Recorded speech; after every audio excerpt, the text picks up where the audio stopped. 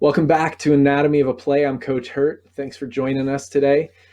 Today, we're going to be looking at a defensive analysis, how we scout an opponent offense, and how that scouting and practice process can help us be successful on a game night. This is an example of how a simple play you see on a Friday night, a 4-yard tackle for loss, is built on multiple weeks of scout film, game planning, practice planning, and finally that execution that you see. So let's go ahead and take a look at how we start that process. Just as we do when we are breaking down an opponent's defense, when we want to analyze an opponent's offense, we start with our analysis process. We enter data into Huddle and we use the analysis reports to start recognizing and identifying the tendencies that we want to take advantage of. For this opponent, we're going to look at their offensive tendencies section. And one of the things that we noticed about this offense is they look very balanced, but they run almost everything from empty formations in the weeks before we played them. As we go down, what you see is that this team ran an unusually high amount of motion. They're motioning in almost 60% of their plays. And so that's something we really need to pay attention to, is if they have tendencies in those motions. So when we click the motion that they run the most, it'll filter all of the other data just within that motion. And a tendency that we recognize very quickly is that within this particular motion, this team was an 89% run team. Similarly, if I clear that filter, we can go back and look at their other motion that they run 23% of the time. And once again, we see now they're a 94% run when they run this motion. If we combine those motions together, now we can see that tendency, 91% run, and these are the three concepts they're going to run the most. So when we game plan, this is what we want to emphasize. Having broken down the data, now we turn to the film, and now we're going to look at their top run out of those motions, which is some version of a zone read. As we watch the play, there are a couple of things that we're going to notice quickly. The first one is that when they motion, the defense is reacting very quickly to the motion.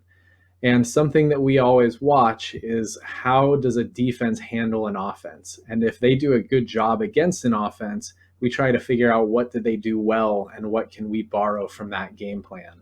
In this case, what they do well is they have a defensive end to the outside who's creating a wall and preventing the motion receiver from getting out. And then they're bringing pressure from their inside linebackers to attack the mesh point and affect that play in the backfield, in this case for a tackle for loss. As we watch more and more clips of this exact same play, what we start to see with this opponent is that that is a consistent pattern. When the offense motions, the linebacker is aggressive, the defensive end is working to the outside, and that allows them to defend these run plays very effectively. Because of this, we start to game plan that ourselves. We start to identify, when the team motions, who can we put in certain spaces. We decide that we're going to work our defensive end out to the edge. We're going to bring our inside linebackers aggressively downhill on the play. And so the next step is to practice this. So now we're going to look at some practice video of us trying to defend these concepts.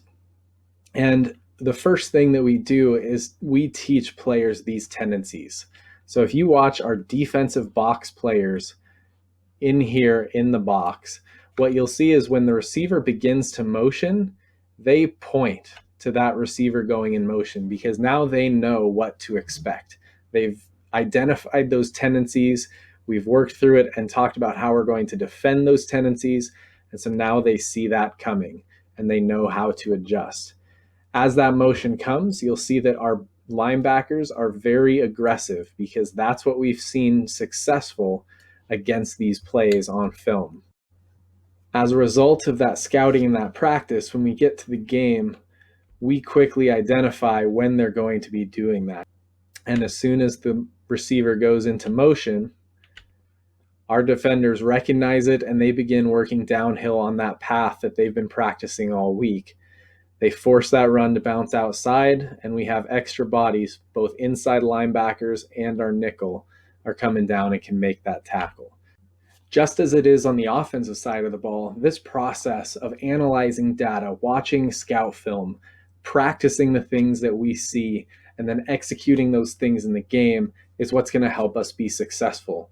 When we're scouting an opponent's offense, looking at the formations that they're running, the motions that they run, the plays that they run out of the formation is the foundational way that we're going to game plan a defense for that particular opponent and helps us be successful on game night.